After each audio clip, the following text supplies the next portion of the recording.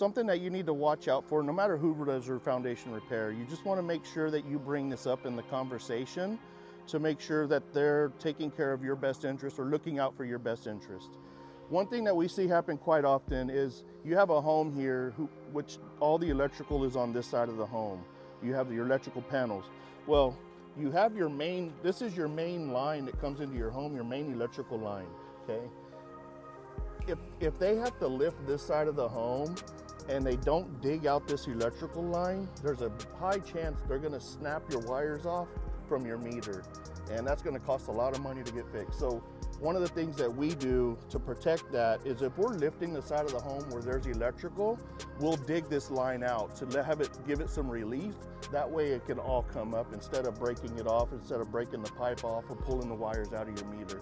So we try to avoid that. So whoever does your foundation work, make sure that they have your best interest in mind and that they're gonna do that so you don't have repairs or money out of your pocket that otherwise could have been avoided.